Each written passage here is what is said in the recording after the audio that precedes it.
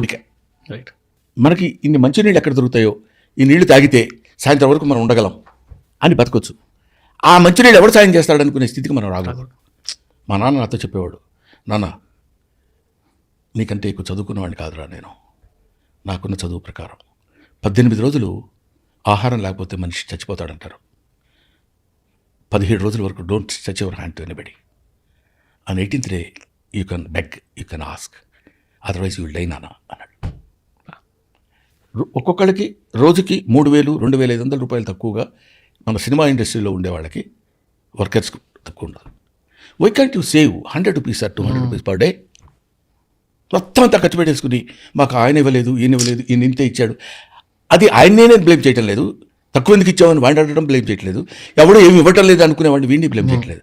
ఆ మధ్యలో నలుగుతున్న చిన్న పావర్టీ అనే పదం ఉంది, ఓ దిక్కుమాలిన పదం అది. That should be avoided in the dictionary of world. ప్రపంచ చరిత్రలోనే అది లేకుండా ఉంటే బాగుండు కదా అని ఆ కోరికతో నేను అనుకోవడం, మందు తాగో లేకపోతే ఫ్రెండ్స్తో కలిసి కూర్చుని స్పెండ్ చేసి పప్పులో హా హో అని I don't find fault with that. We have to accept that. నా ఏజ్ ప్రకారం అయితే అన్ని తప్పు, ఏమిటి పెదవ దరిద్రాలు ఇట్లాంటివన్నీ నేను I don't find fault with that. తప్పు కూడా, ఎందుకంటే అలా మారిపోతూ ఉంటుంది. You have to change. ఇంతవరకు నేను ఎప్పుడు ఏం చేశానో ఎవరికి చెప్పలేదు. ఎందుకు చెప్పలేదు కూడా రీజన్ చెప్తాను. నేను చదువుకునే రోజుల్లో 10th క్లాస్లో పూర్ పీపుల్, స్కూల్లో పూర్ పీపుల్ ఉంటారు. రైట్. అది చాలామందికి తెలియదు. అది స్కూల్లో చదువుతున్నాడు అనగా నేను నా దానిలో రాసి ఉంటాను కూడా, నిక్కరు. అది ఏం చెప్తున్నానంటే ఎక్స్కర్షన్ అని పెడతారు ఇయర్లీ ఒకసారి. పిల్లలందరూ కలిసి ఎక్స్కర్షన్, వాడు ఇంత తీసుకురా, నువ్వు ఇంత తీసుకురా, స్టూడెంట్కి ఇంతని. కొంతమంది ఇవ్వగలిగిన వాళ్ళు ఉండరు. యూసఫ్ ఖాన్ అని స్టిల్ హీస్ దేర్, ఓకే, నా క్లాస్మేట్. అక్కడికి వచ్చాం, అరే నువ్వు కూడా రా అన్నాను. నా బెస్ట్ ఫ్రెండ్.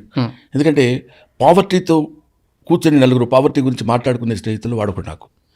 మనం నువ్వు కూడా, నేను వెళ్తున్నాను నువ్వు కూడా రా అంటే నేనేదో కాదని అప్పుడు ఏదో టెన్నిస్ స్పీకర్గా పనిచేసేవాడు. మా కాలేజ్ స్కూల్లో టెన్నిస్ ఆడుతుంటే బాల్ సార్ అని బాల్ ఇచ్చి ఆ టైప్, దానికి వచ్చే డబ్బుతో ఇద్దరం కలిసి. వాడు ఏమన్నాడంటే వాళ్ళందరూ కలిసి ఫ్రెండ్స్ మనం కొద్దిగా వేసుకుని వాడిని కూడా తీసుకెళ్దాంరా అన్నారు. వాడు నాతో అన్నమాట, మోస్ట్ ప్రాబబ్లీ దిస్ ఈజ్ ఒక 5 decades బ్యాక్, 5.5 decades బ్యాక్.